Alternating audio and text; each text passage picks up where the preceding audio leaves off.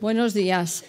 Como presidenta de la Fundación Rafael del Pino, me honra darles esta mañana la bienvenida a esta su casa. Es un placer contar con su compañía en el marco de nuestros programas de diálogos que, junto con el programa de conferencias magistrales, configuran una de las actividades principales de la Fundación. Gracias también a todos aquellos que nos siguen por streaming y a quienes multiplican nuestra información por las redes sociales. Gracias a ellos somos trending topic con mucha frecuencia. Realmente las nuevas tecnologías permiten que nuestros actos lleguen a una multitud de personas de los 5 continentes y facilitan que podamos cumplir con la misión que nos encomendó el fundador de contribuir con nuestro granito de arena a la difusión del conocimiento, como dicen las palabras que tienen ustedes en la pared del auditorio a su derecha. Nuestro agradecimiento se extiende de forma particular a quienes serán los protagonistas principales del diálogo, que esperaba yo que estuvieran aquí sentados, pero están en primera fila, a José María Aznar y a la Fundación FAES, a James Roberts y a la Heritage Foundation y a The Wall Street Journal y a Daniel Lacalle. Difícilmente podríamos encontrar un mejor elenco de actores de primer nivel para presentar el Índice 2017 de Libertad Económica. El índice ya es un clásico del pensamiento liberal, una referencia y un instrumento que nos dota de criterios y argumentos para defender algo tan relevante como la libertad económica y, en definitiva, la libertad. Señoras y señores, fue voluntad del fundador de la Fundación Rafael del Pino crear una fundación con el noble objetivo de, y cito textualmente, contribuir a la mejora del conocimiento de los dirigentes de la España del futuro, al impulso de la iniciativa empresarial y al fomento de los principios de libre mercado y la libertad de empresa. Es justamente con esta referencia como faro orientador que la Fundación ha articulado y desarrollado sus programas de actividades. Tanto creía Rafael del Pino, mi padre, en la libertad, que en el acto de investidura como doctor honoris causa por la Universidad de Castilla-La Mancha, solemnizó su fe en la misma con las siguientes palabras: sabemos que el hombre fue creado libre, libre para tomar decisiones, libre para elegir su camino, libre para actuar en cada momento, libre para creer, para amar, para trabajar. Pero la libertad del hombre es una sola y engloba todas las libertades. No puede el hombre ser libre para votar, pero no serlo para crear o para emprender. La democracia estaría incompleta sin un sistema de economía de mercado en el que todos los ciudadanos tengan libertad para perseguir sus sueños, sean estos cuales sean. Fin de la cita. Tan fuerte es nuestro convencimiento de que la libertad es un ingrediente indispensable de las sociedades modernas y de que debemos tener argumentos sólidos, rigurosos y científicamente solventes para defenderla, que desde nuestra modesta perspectiva también desarrollamos una investigación que incluye un índice de libertad. Su autor es el profesor Leandro Prados de la Escosura, que hoy nos acompaña. En este punto compartimos los mismos objetivos que la Heritage Foundation, una referencia mundial a la que admiramos, aunque nuestro recorrido es mucho más breve y nuestro objetivo tiene un alcance distinto, en todo caso perfectamente complementario. El título de la investigación a la que me refiero es Libertad económica, crecimiento y bienestar en perspectiva histórica, la experiencia de los países de la OCDE desde 1850. El proyecto tiene como objetivo el estudio de la evolución a largo plazo de la libertad económica y de sus conexiones con el crecimiento, el bienestar y la desigualdad. La referencia es una amplia muestra de países europeos y de origen europeo, a excepción de Japón, que han alcanzado un desarrollo económico sostenido e integran hoy día el núcleo de la OCDE. La investigación abarca el largo proceso de integración económica internacional o globalización que se abre a mediados del siglo XIX con el surgimiento del libre cambio, el libre movimiento internacional de personas y capital y la revolución de los transportes asociada al uso del vapor. Hasta la Primera Guerra Mundial tuvo lugar un avance gradual y generalizado de la libertad económica que sufrió un severo revés en la primera mitad del pasado siglo a causa de las guerras mundiales y la Gran Depresión. Por último, la libertad económica mejoró de nuevo en la segunda mitad del siglo XX, especialmente desde 1980, y ha alcanzado sus cotas más elevadas en el siglo XXI, a pesar de la crisis. Me detengo en este punto. Solo quería destacar que no es una casualidad que presentemos el Índice 2017 de Libertad Económica en la Fundación Rafael del Pino, pues son muchos los puntos en común de todos los que participamos en este acto. Lo que sí haré de forma injustamente breve, pues muchísimos son sus méritos, es presentar a los intervinientes, aunque son sobradamente conocidos por todos ustedes. José María Aznar ha sido presidente del Gobierno de España durante 2 legislaturas, la segunda con mayoría absoluta en el Congreso de los Diputados. Actualmente es presidente ejecutivo de la Fundación FAES, creada por él mismo en los años 80. Se trata de un excelente think tank y una referencia del pensamiento liberal en España. Actualmente mantiene una intensa actividad internacional, como demuestran los puestos de responsabilidad que desempeña, algunos de los cuales mencionaré. Presidente del Instituto Atlántico de Gobierno, miembro del Comité Asesor Internacional del Consejo Atlántico de Estados Unidos y presidente de su iniciativa para Latinoamérica, miembro del Leadership Council de Concordia, chair del Summit Concordia de Américas, entre otros, que pueden conocer visitando su página web en la que se recoge toda la información sobre sus intervenciones y publicaciones. James Roberts es máster en Economía Internacional y Desarrollo Económico por la Universidad de Yale y MBA por la Universidad de Pittsburgh.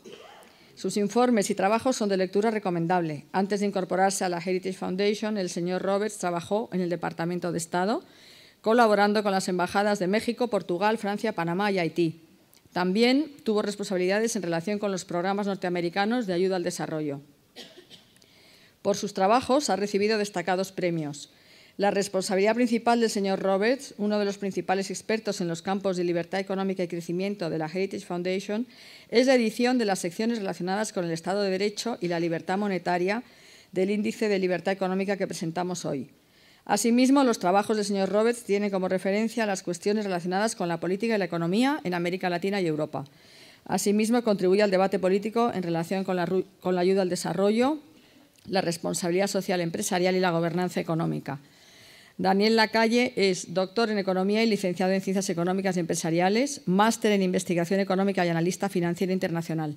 Ha sido profesor en la London School of Economics y en la UNED y en la actualidad lo es en el IEB, Instituto de Estudios Bursátiles, y en el Instituto de Empresa. Su carrera como gestor de carteras y fondos de inversión comenzó en Estados Unidos y continuó en Londres. Durante 5 años consecutivos ha sido votado en el top 3 de los mejores gestores del Excel Survey y ha sido incluido en el top 20 de los economistas más influyentes del mundo en el año 2016. Es comisionado de la Comunidad de Madrid en Londres y autor de varios bestsellers traducidos al inglés, al chino y al portugués. Excelente comunicador, Daniel está permanentemente presente en los medios de comunicación, difundiendo sus ideas inequívocamente liberales. Y no menos importante, es miembro del Consejo Asesor de la Fundación Rafael del Pino. Con tales intervinientes de brillante trayectoria y inequívoco talante liberal, no tengo ninguna duda de que la presentación del Índice 2017 de Libertad Económica será ilustrada, brillante y de sumo interés. Gracias de nuevo a todos por acompañarnos, a quienes nos siguen por streaming y en especial al presidente Aznar, a James Roberts y a Daniel Lacalle por su participación. Presidente.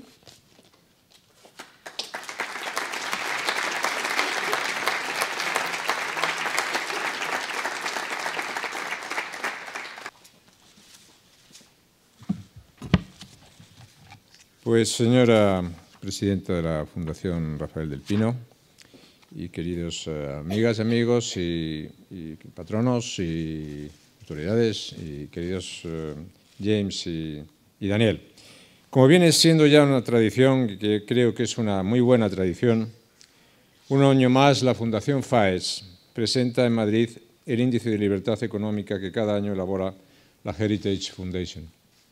Este año agradecemos muy especialmente el apoyo prestado por la Fundación Rafael del Pino, que ejerce de algo más que de anfitrión de este acto.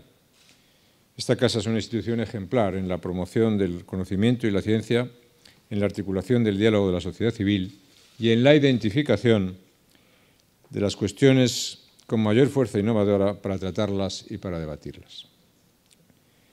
La Heritage es una fundación también comprometida en la defensa de la libertad, con la que mantenemos sólidos lazos de amistad y de colaboración, que además expresa nuestra vocación atlántica. Viene a cuento esta referencia porque la libertad económica, tal y como la entendemos hoy día, es una construcción filosófica, jurídica y económica eminentemente atlántica.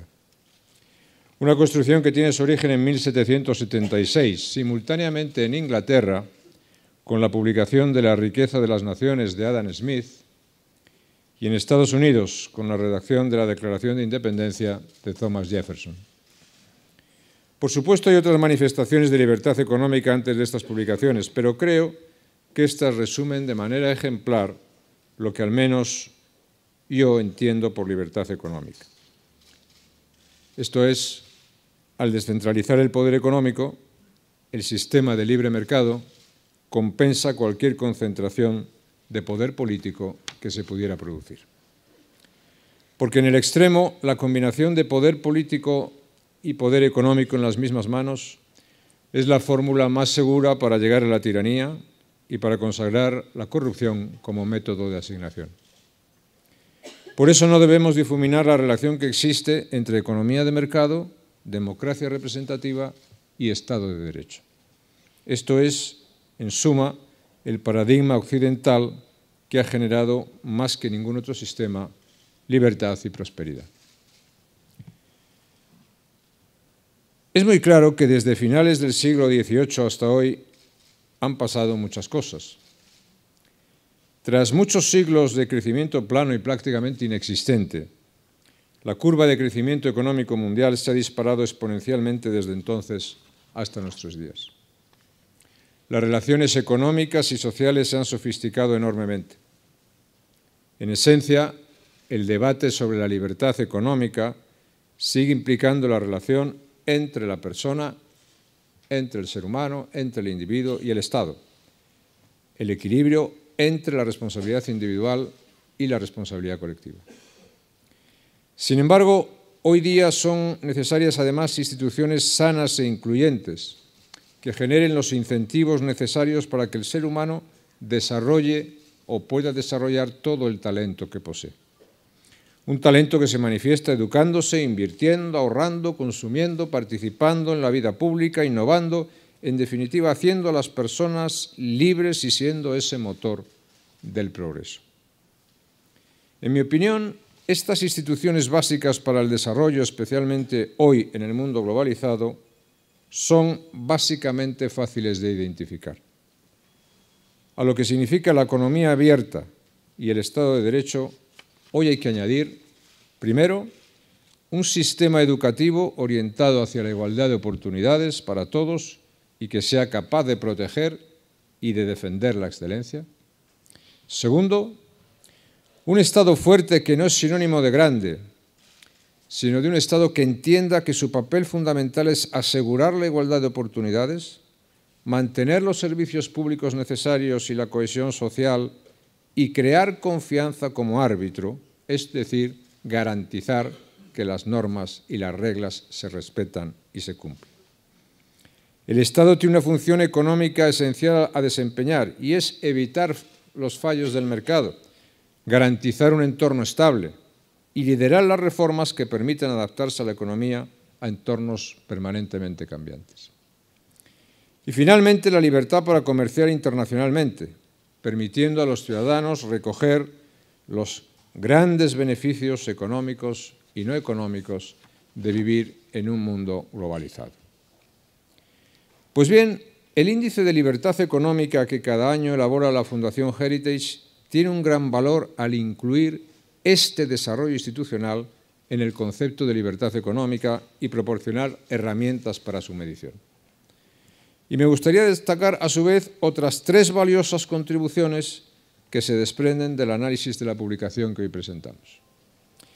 La primera es que la libertad económica no es un concepto etéreo, ni mucho menos utópico.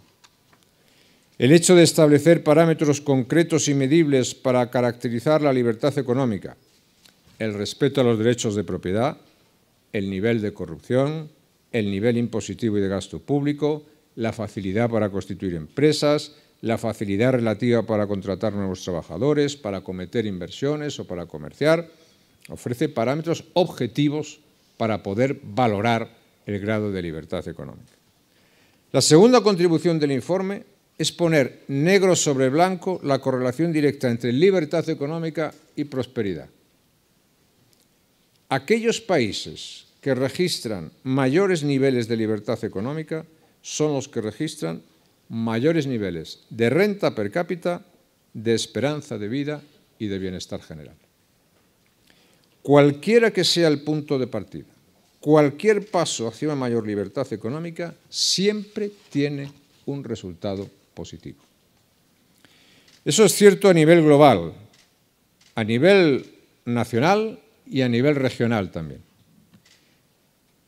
Baste citar que en los últimos 20 años, gracias a la globalización, más de 800 millones de personas en todo el mundo han superado el umbral de la pobreza y han pasado a integrar las filas de las clases medias en muchos países del mundo.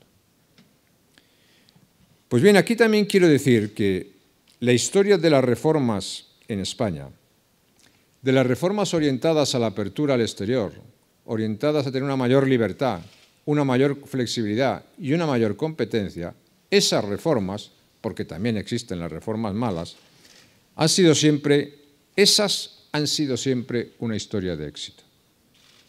Siempre que hemos optado por mayor apertura, por mayores espacios de libertad, por dar más protagonismo a la sociedad, por hacer más libres a los ciudadanos en sus decisiones económicas, los resultados han sido muy positivos, más rápidos de lo que cabría esperar y en ocasiones hasta espectaculares.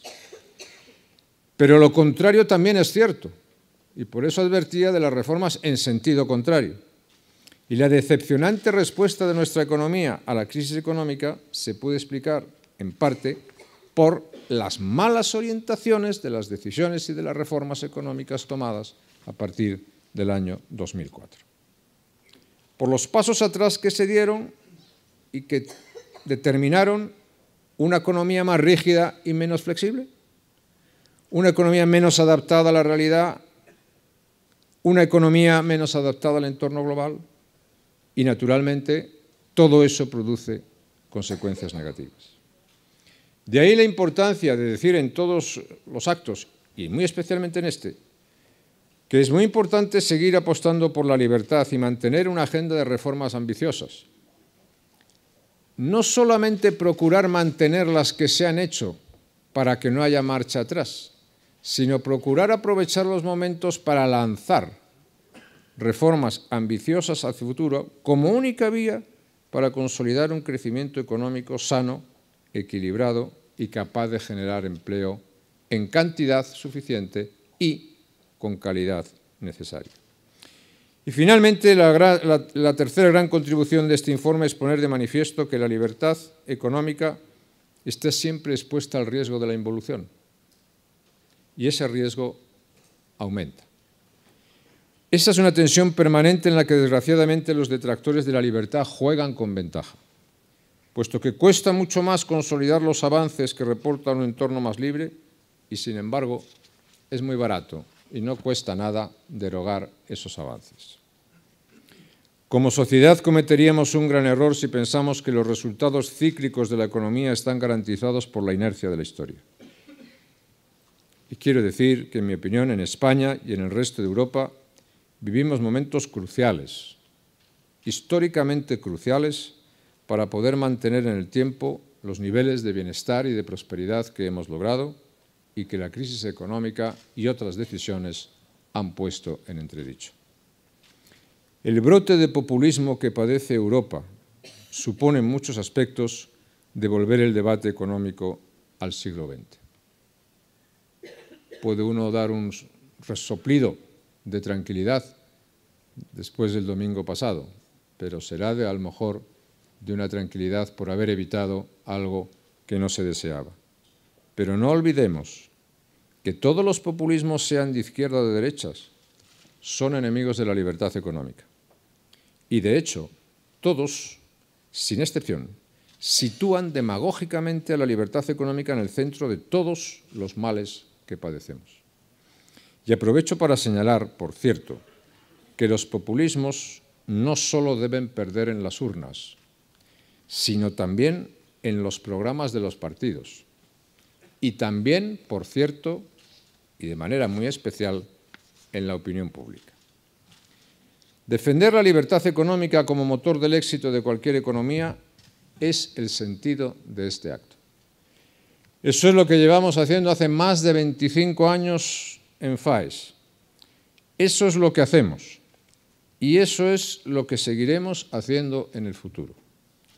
En un futuro en el cual espero y deseo que sea un futuro cada vez con mayor número de amigos de la libertad por todo el mundo. Muchas gracias por su atención y muchas gracias a James de Daniel.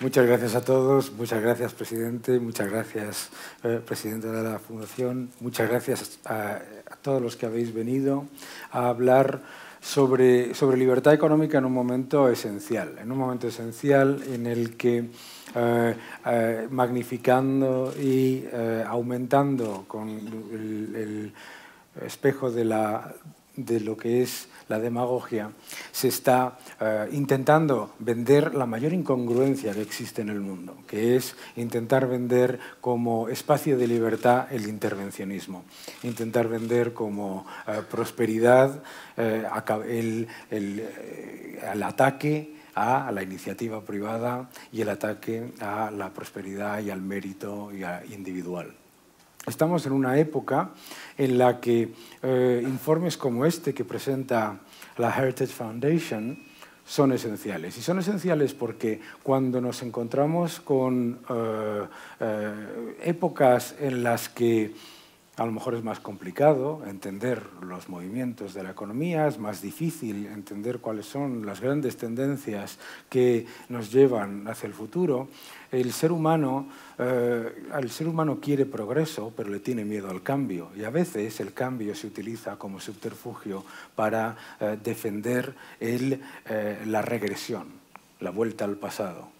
Glorificar un pasado que ninguno de los que habéis vivido ese pasado considera como fantástico y, desde luego, magnificar como grandes oportunidades lo que nunca ha funcionado. Las soluciones mágicas.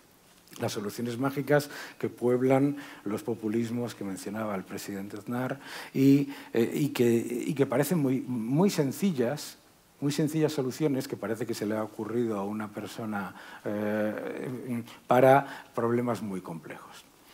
El intervencionismo como propuesta de libertad, por supuesto, nunca genera libertad, solamente genera represión.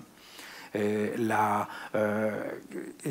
acabar o el atacar la iniciativa privada y la iniciativa meritocrática para un supuesto igualitarismo que lo único que se convierte es en demagogia y, por supuesto, como estamos viendo en tantos países, en mayores dificultades para todos. Pero sobre todo merece la pena este informe del que vamos a hablar, y me vais a permitir que traslade el debate al inglés, porque la amenaza es muy grande y esa amenaza debe combatirse cada día. Decía Ronald Reagan, y ya paso al inglés, Ronald Reagan used to say that freedom is nothing that La we can libertad take for granted. no es nada que podamos dar por sentado. Tenemos que luchar por ella todos los días, porque los enemigos de la libertad siempre están al acecho. Yo creo que este informe que se ha publicado es esencial porque lo que hace es poner de manifiesto las ineficiencias de algunos de los países que son utilizados por otros como soluciones óptimas. Pero también es muy importante debido no solamente al ranking, sino también a los detalles que ofrece el ranking en cuanto a cómo se utilizan las métricas para colocar a cada uno de los países en su posición correcta. Si tuviera que resumir los hallazgos de este informe del 2017, ¿cuál sería, en su opinión, los elementos principales que destacaría, que diría que le parecerían más interesantes al lector casual? Muchas gracias, Daniel. y muchas gracias a la Fundación Rafael del Pino y también a FAIS para esta invitación para Heritage presentar el Índice de Libertad Económica otra vez en Madrid. Estoy encantado de estar de nuevo aquí en la hermosa ciudad de Madrid. Ya que no hablo español con fluidez día por día. Habla maravilloso. Entonces voy a continuar en inglés. So I would say that Diría que el mensaje de esta edición del informe es que libertad económica se ha recuperado en el mundo y ahora tiene un nivel un tanto superior a antes de la crisis financiera del año 2008. Pero ahora lo que tiene que hacer es recuperar una trayectoria positiva. El intervencionismo en muchos gobiernos, incluido el de Estados Unidos durante los años del presidente Obama, fue un revés para la libertad económica. Demasiado gasto público y demasiado endeudamiento, demasiada deuda. Y debido a ese excesivo gasto público se han creado muchas oportunidades de clientelismo y corrupción. Por lo tanto, esa sería, digamos, mi conclusión general. Bueno, me parece muy interesante lo que dices, porque cuando vienes a la Unión Europea en concreto y lees los medios de comunicación, la administración Obama se percibe desde aquí como una administración que ha conseguido muchas cosas para el país.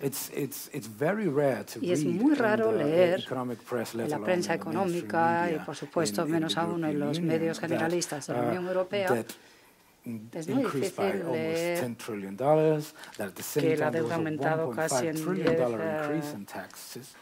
billones de dólares, que los impuestos han aumentado muchísimo y, de hecho, ha sido la mayor transferencia de riqueza de clase media y de las comunidades ahorradoras al gobierno.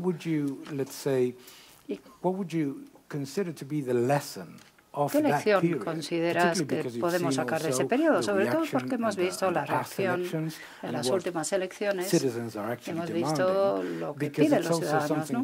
Porque es algo que cuando se utiliza como solución debería también tomarse como lección para la Unión Europea, que se enfrenta a tantas reformas de cara al futuro. Bueno, cuando un gobierno crea un derecho es muy difícil luego eliminarlo, ¿no? O retirarlo. Los derechos forman parte del debate político de Estados Unidos hoy en día y por lo general representan una forma socialista poco eficiente de prestar servicios a los ciudadanos. Ese es un debate que estamos teniendo ahora. Cómo sustituir el Obamacare, el programa de sanidad y modificar también la estructura fiscal.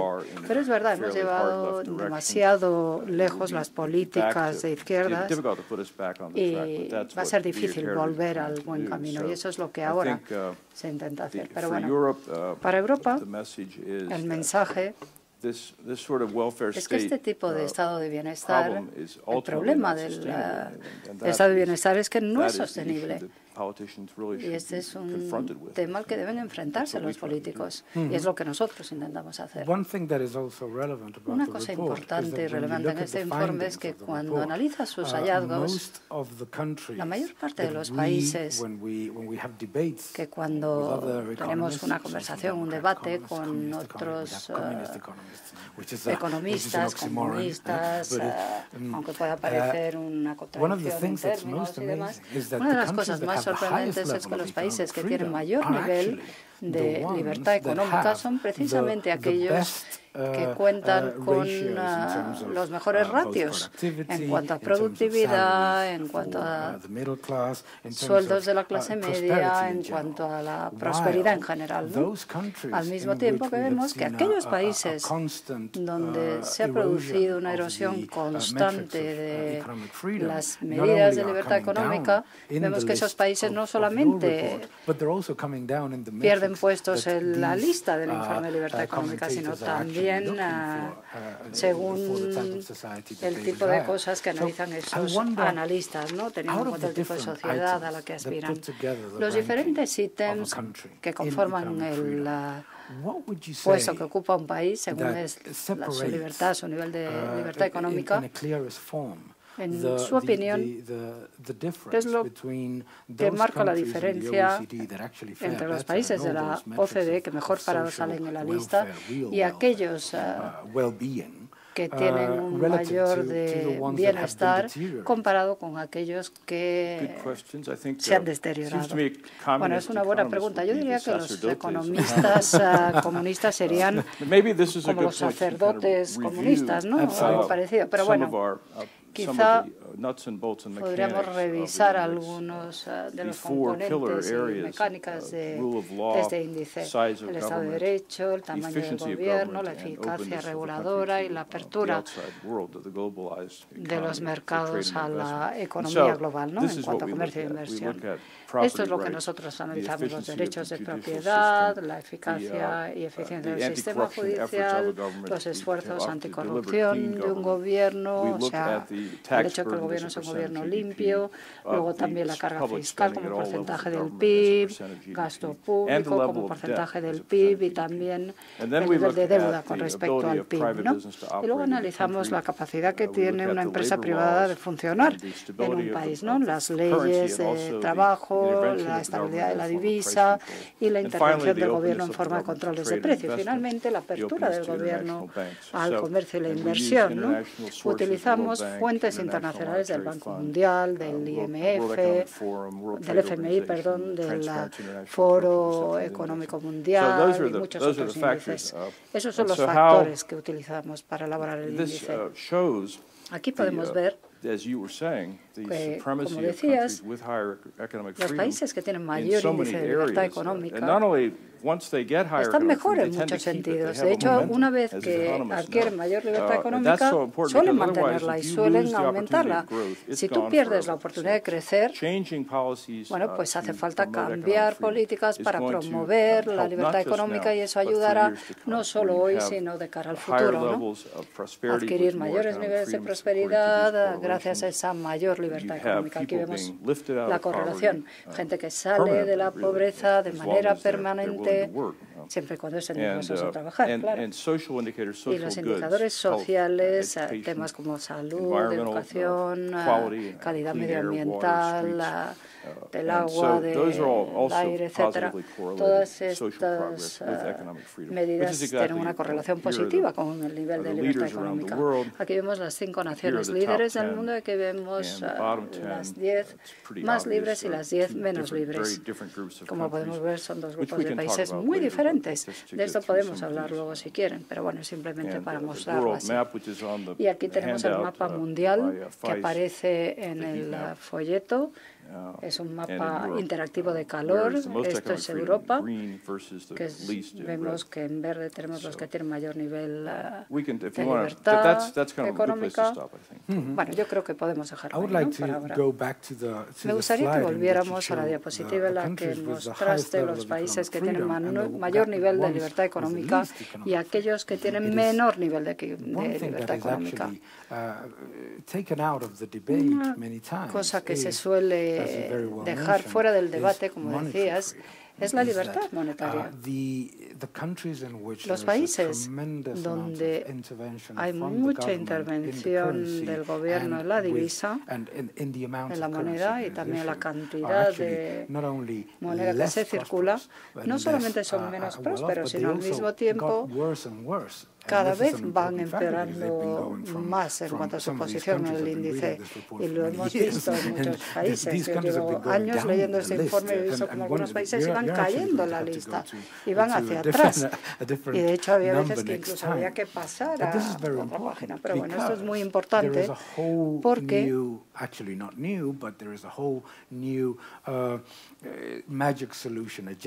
ahora hay una agenda mágica, sobre todo en Europa, con Mélenchon, Le Pen, Podemos, Syriza, etcétera, que dicen, bueno, si circulamos toda la divisa que queramos, si emitimos toda la divisa que queramos,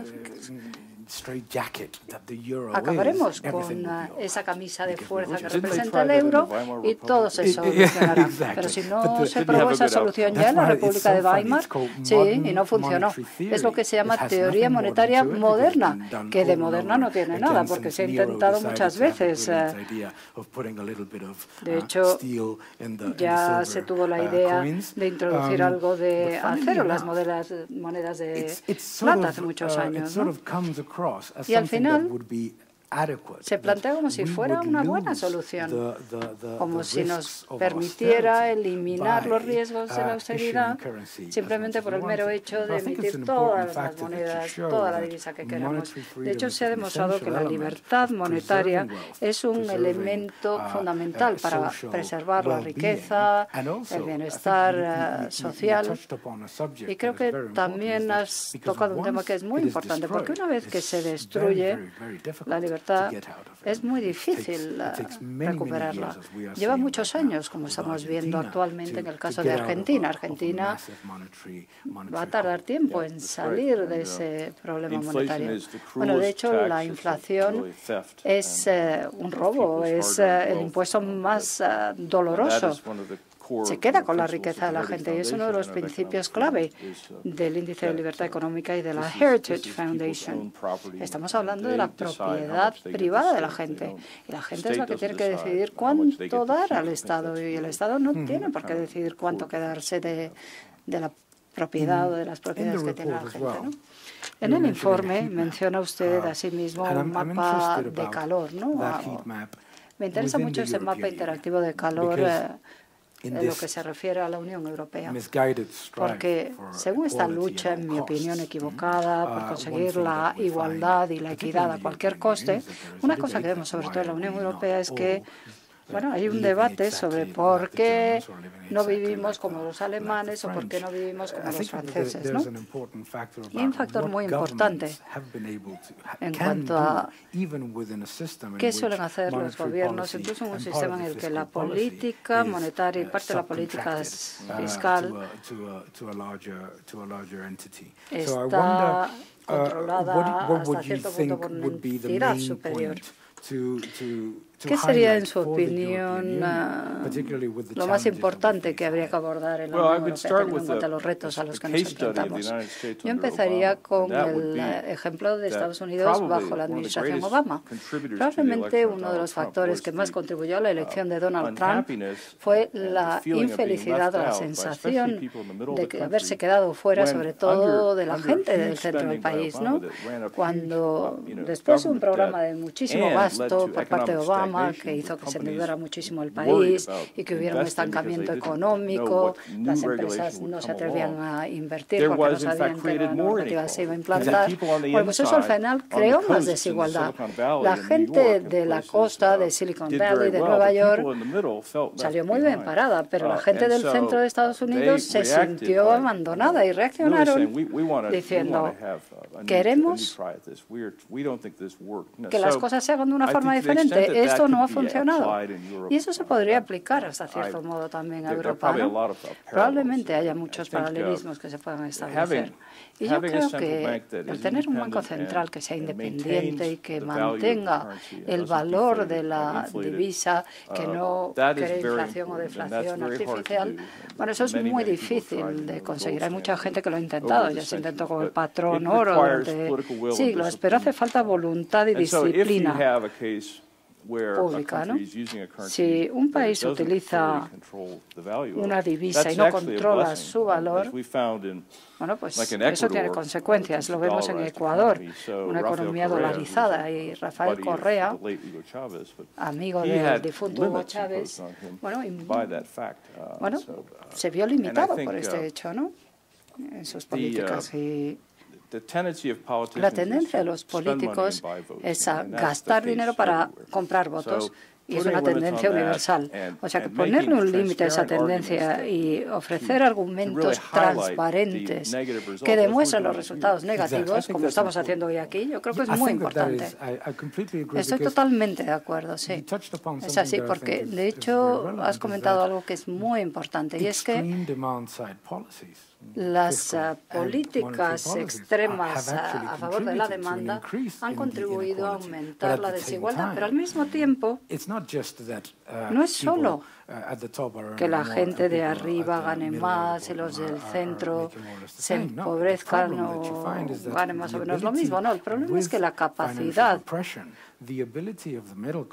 que tiene la clase media de subir la escala social se ha visto limitada drásticamente, porque el aumento de riqueza se ve diluido por la política monetaria y al final los ahorros también se ven erosionados por la política fiscal. Con lo cual, recuerdo que mi mujer y yo estábamos en Estados Unidos y había un debate antes de las elecciones, un debate entre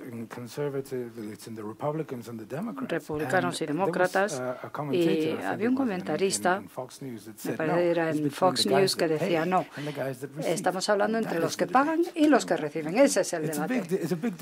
Hay una gran diferencia, Y si lo piensas bien, en lugar del análisis de las elecciones que hemos tenido aquí en la Unión Europea, que simplifican todo en exceso, dicen los que han votado a Trump son los que no viajan, los menos educados, etcétera. Bueno, en realidad estamos hablando de las personas que continuamente han creado riqueza, han ahorrado para dejar algo a sus familias, crear prosperidad para su familia, independientemente del gobierno que estuviera en el poder. Y de pronto se han encontrado en una situación en la que ya no pueden seguir ahorrando. Les han quitado el sueño americano, ¿no?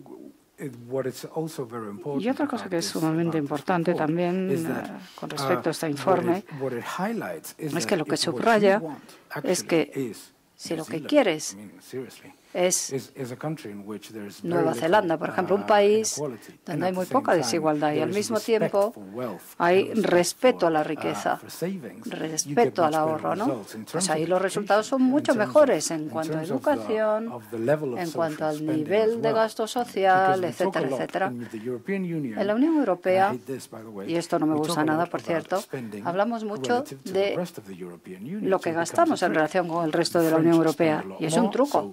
Como los franceses gastan más, sube la media y todo el mundo dice que está por debajo de la media, con lo cual cada país intenta subir la media y eso es fantástico, ¿no? Y luego se critica a los franceses. Bueno, ahora quizá no, pero bueno, los franceses siguen aumentando el gasto y al final acabamos con una economía donde los gastos fijos son tan enormes que literalmente colocas piedra sobre piedra y eso no te permite recuperarte cuando se produce un ciclo económico adverso, ¿no? Otra cosa que me parece muy interesante con respecto a la tendencia que muestra este informe desde la crisis es cómo los países que han actuado antes respetando más la libertad económica han conseguido salir de la crisis antes que aquellos que cambiaron sus prioridades y decidieron no tanto salir de la crisis sino perpetuar los desequilibrios. Irlanda, por ejemplo, salió de la crisis antes, ¿no? Tomaron las decisiones duras y lo hicieron. Estados Unidos no lo hizo a tiempo y eso contribuyó a una gran infelicidad e insatisfacción. Y hablas del caso de Nueva Zelanda. Es un caso famoso. Hace 20 años tenían una visión centroizquierdista y, bueno, pues hicieron una serie de cosas y el gobierno neozelandés decidió, vale, se acabó, acabamos con las subvenciones, no va a haber más subvenciones a la agricultura y ahora tienen el sector agrícola más productivo del mundo, sin ninguna subvención. Y realmente tiene un altísimo nivel de libertad económica. Me parece que es un factor muy importante porque cuando la gente critica la libertad económica como métrica económica, dicen, es que eso significa más capitalismo crónico, cuando en realidad es justo lo contrario, lleva justo lo contrario. El capitalismo crónico tú no puedes conseguir un capitalismo crónico sin intervención del gobierno, sin que los sectores estratégicos no sean protegidos a cualquier costa por los gobiernos. 5 de los 10 países más libres están alrededor de la zona de Washington, D.C. Las grandes empresas que pueden permitírselo tienen muchos lobbies alrededor de Washington. Hay muchos lobbies registrados en Washington que tienen relación con los miembros del Congreso, lo cual es una cosa interesante. Pero eso es un problema. La Heritage Foundation adoptó una postura muy clara con respecto a las subvenciones a la exportación, porque al final recompensaba tanto a ganadores como a perdedores. Hubo un caso de General Electric y de otras empresas muy buenas, pero que se pueden permitir el tomar dinero prestado del sector privado. No necesitan subvenciones públicas, ayudas públicas. Y es algo muy insidioso, ¿no? Esa mentalidad de que el gobierno controle cada vez más cosas y que la gente cada vez dependa más del gobierno y tenga más miedo. Parte del problema de Estados Unidos es que mucha gente depende de ayudas gubernamentales y tienen miedo a irse a otro lugar donde saben que va a haber más oportunidades, otras zonas que van mucho mejor comparado con aquellas en las que viven. Tom Sawyer decía que el existencialismo hace que la pobreza se perpetúe, porque hace que la gente tenga miedo no solo al cambio, sino a las oportunidades también. Bueno, de hecho, nadie vive la pobreza real en Estados Unidos. Ahora, los más pobres son los de la clase media. Y los otros no quieren hablar del tema. Sí, esto es muy importante porque la utilización política de la pobreza como concepto ha llegado a un punto en el que aquí en España leemos, por ejemplo, personas en riesgo de caer en la pobreza en Estados Unidos. Pero no es lo mismo tener un 5,6% de pobreza en España con una crisis como la que hemos sufrido que tener un 20% de personas pobres. Bueno, Marx solía utilizar este tipo de palabras como modus operandi, ¿no? Habla de la lucha de clases siempre en esos términos. Si hay alguien que tenga alguna pregunta, por favor, que se sienta libre para levantar la mano. Bueno, si queréis que hable en concreto sobre España, pues sería fenomenal. Muy brevemente. Con Diego Sánchez de la Cruz, mi colega, publicamos un artículo la semana pasada. Él trabaja para un fondo y aquí hablamos un poco de este índice del año 2017 con respecto a España.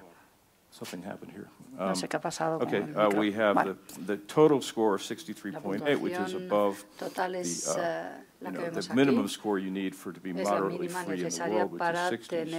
But there's work to do. The tendency that has been down.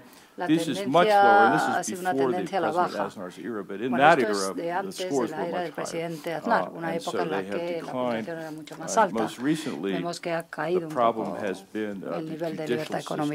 El principal problema ha sido el sistema judicial. Una justicia muy lenta. El sistema judicial es honesto, transparente, pero es lento en España. Y eso ha hecho que bajara la puntuación sobre la eficacia del sistema judicial. Y otro tema es el gasto y el déficit y la deuda, ¿no? Tenemos el mismo problema en Estados Unidos durante los 8 años de Obama. Puntuaciones muy bajas en todo el mundo. Aquí vemos 164, etc.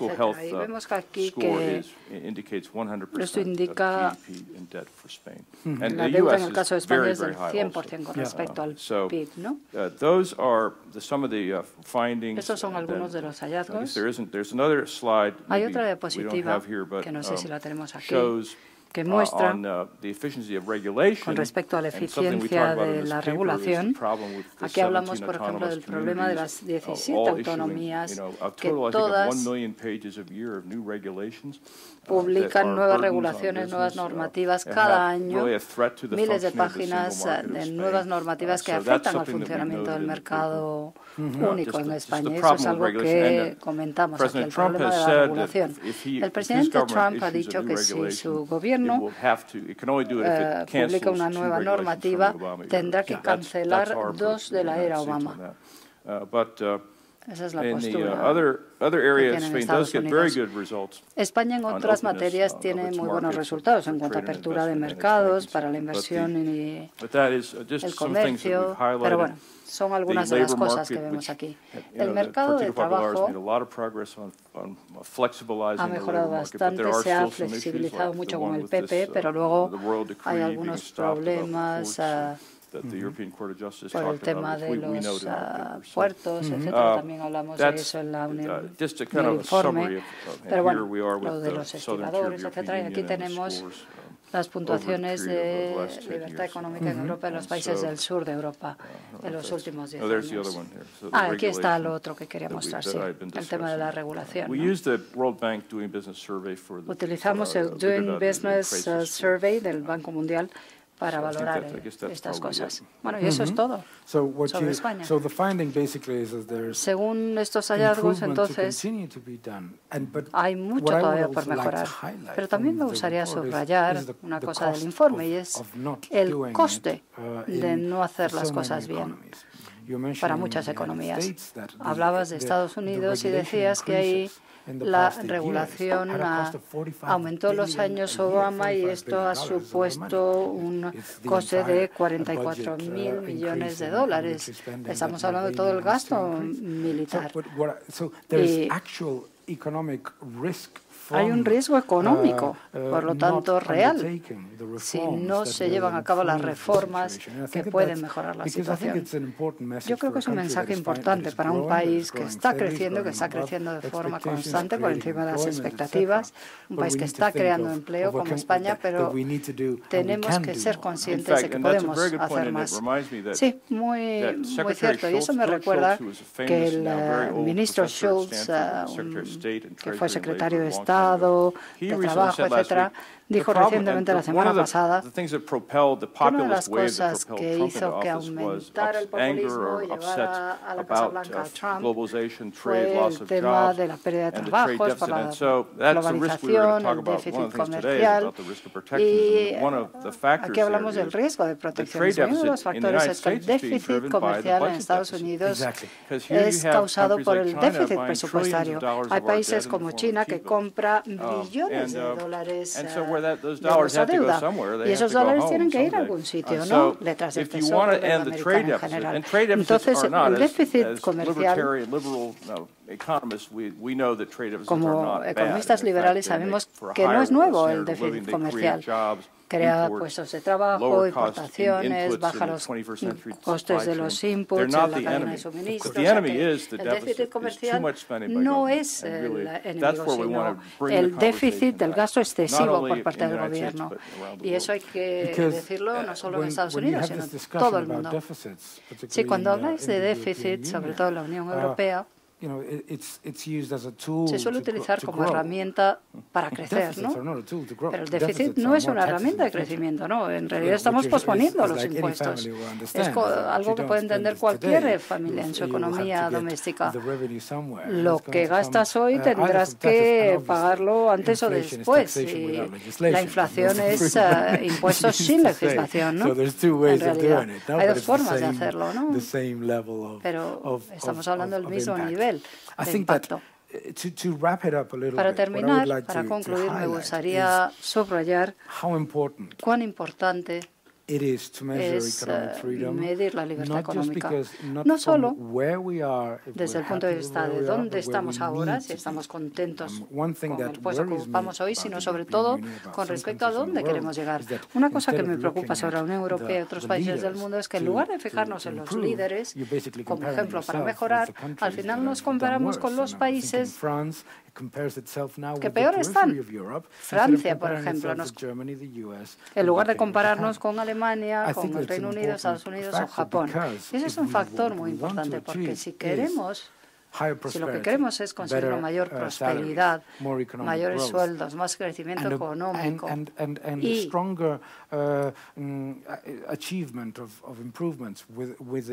más mejoras en el ciclo económico, pues tendremos que prestar mucha atención a todos estos factores. Así que muchísimas gracias por este informe fantástico. No sé si hay alguna pregunta del público. Si hay alguna pregunta, pueden hacerla ahora. No hay preguntas en la audiencia. We answered them all. Oh, there's one. Yes. Sí, hay una pregunta.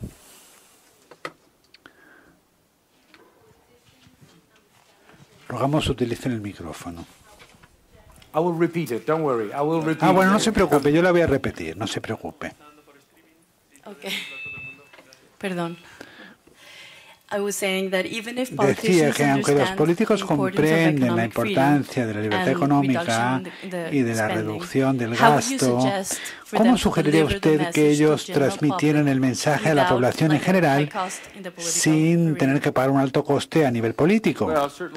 Bueno, pues es un mensaje muy difícil que transmitir y hay que tener habilidades muy buenas, como lo hacían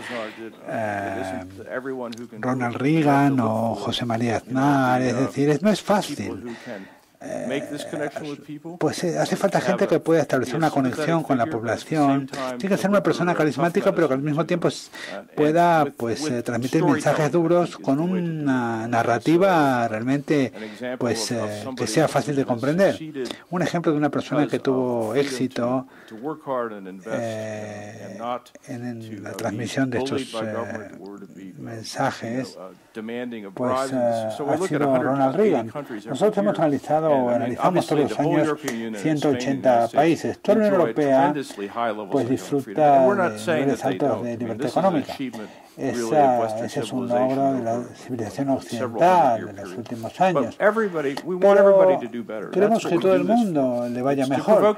Lo que queremos justamente es provocar debates como este y también hacer que la gente se centre en estas cuestiones, en los obstáculos o en las tentaciones de volver hacia atrás, de avanzar en la dirección equivocada, porque la historia nos ha enseñado y los economistas han demostrado que las políticas públicas acumulan deuda y que centralizan el poder en el gobierno y que hacen que el gobierno haga cosas que debe hacer el sector privado, pues van a ir mal, porque son cosas que se han hecho antes y han fracasado. La gente tiene mala memoria. Por lo tanto, los políticos como nosotros, y que están de nuestro lado, tienen que transmitir este mensaje. Por ejemplo, la Fundación Heritage siempre insiste en venir a España todos los años, porque en España hay un público muy receptivo. Y también esto tiene un efecto multiplicador para todos los países de habla española en el mundo, y además hay mucha gente que habla español en Estados Unidos. Estoy totalmente de acuerdo, y también creo que hay otro factor importante, que es que cuando transmites un mensaje que es lógico a la gente lo entiende el mensaje de que no hay que gastar más de lo que se tiene, etcétera. Si de pronto distorsionas el mensaje, como sucedía con Obama, y dices vamos a controlar el déficit, pero al mismo tiempo tú vas a pagarlo porque estás en la clase media y con ese dinero vamos a rescatar a sectores que no tienen necesidad de ese tipo de rescate, pues realmente se distorsiona el mensaje y entonces se convierte en algo injusto. O sea, que no tiene que ver con el mensaje, sino tiene que ver con el hecho de si el mensaje es justo o injusto. Bueno, los derechos la pregunta es incluso si concedes prestaciones del estado de bienestar. Bueno, vamos a lo que no se puede hacer es eliminarlas, pero lo que puedes hacer es convencer a la gente de que los servicios que obtienen los pueden conseguir más barato y de forma más eficiente, con la posibilidad de incentivar mejoras, por ejemplo, en sanidad y educación, si se utiliza más en el mercado. O sea, que no se le niega a las personas las prestaciones que reciben, pero se les dice vamos a hacerlo de una forma más inteligente, una normativa más inteligente. Ese es el desafío al que nos enfrentamos, convencer a la gente de que los cambios son difíciles para todos. La inercia es muy cómoda. Daniel Hannon ha escrito un artículo diciendo que Obamacare qué, es muy difícil de cambiar, aunque haya estado en vigor muy poco tiempo, porque la inercia es tremenda. Pero se derrocha mucho porque el que el gobierno preste servicios de sanidad, pues es realmente muy eficiente, a pesar de que la gente desde luego quiere tener buenos servicios sanitarios, pero los quiere tener un servicio a un precio lo más bajo posible. Y además somos agentes sociales y queremos que nuestros hijos y nuestros nietos sigan disfrutando de estos servicios. Por lo tanto, tenemos que asegurarnos de que sean sostenibles. Nos olvidamos de la sostenibilidad y nos centramos demasiado en el coste.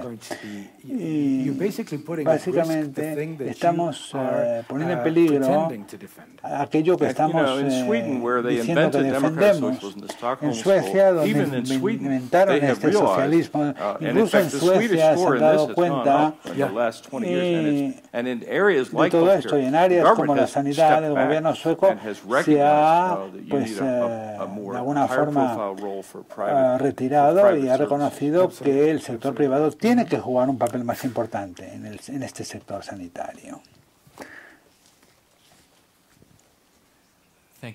Gracias por la presentación. Ha mencionado en algún momento que vivir con una moneda que no puedes controlar es una bendición. Mencionó usted algunos ejemplos en Sudamérica y obviamente en Europa. Si seguimos con ese argumento, no podríamos llegar a una situación en la cual nos metamos en una camisa de fuerza, en la cual haya un libro de asientos único. Bueno, vamos a ver.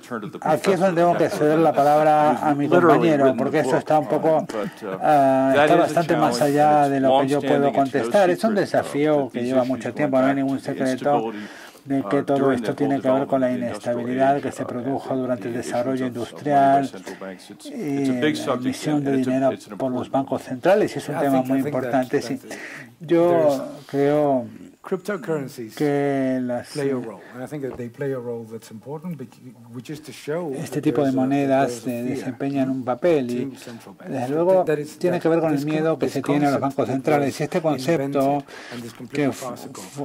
falso de los nuevos economistas keynesianos que dicen que los bancos centrales tienen herramientas ilimitadas y pueden hacer lo que quieren para incrementar sus balances y reducir los tipos de interés y meterse en tipos de interés positivos tanto como quieran. No es verdad, no es verdad. Pero creo que lo que es importante es que hemos aprendido la lección. No necesariamente evitamos los bancos centrales, porque obviamente las monedas también tienen un elemento social, pero hay un motor importante que tiene que ver con sacar del debate este concepto de que esta creación monstruosa de dinero no es un problema, sino que se puede expandir. Esto es algo monstruoso, es patológico.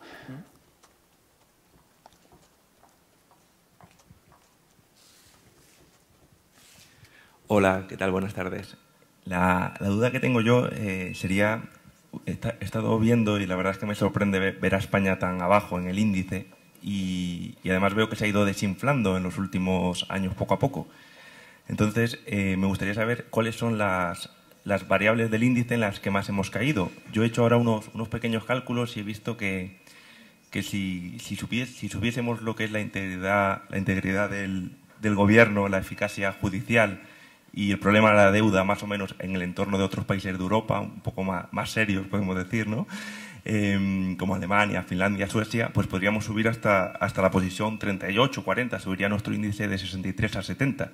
Entonces mi pregunta es un poco ver en dónde nos hemos ido desinflando más para ir cayendo el índice, que sería donde más tenemos que mejorar en los próximos años.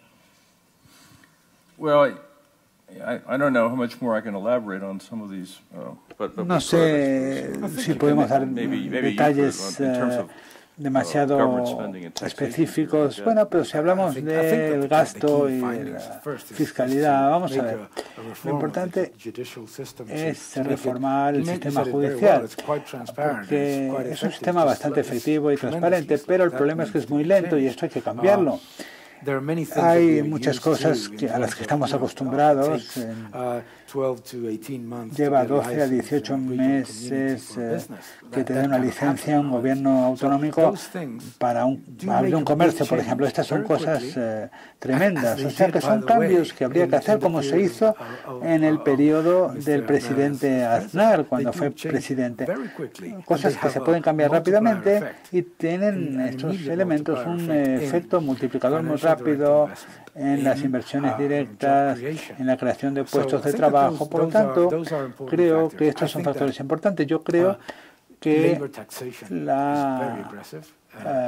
los impuestos que pagan los trabajadores, la seguridad social, que se paga es muy elevada, las cotizaciones son muy elevadas y además las pymes, las pequeñas y medianas empresas, tienen demasiados impuestos que pagar al comienzo. Es decir, cuando quieres fundar una empresa, antes de empezar a facturar, tienes que pagar un montón de dinero. Antes de sacar beneficios, ya tienes que pagar un montón de dinero. Si eres autónomo, si eres una pyme, no es fácil, no es nada fácil.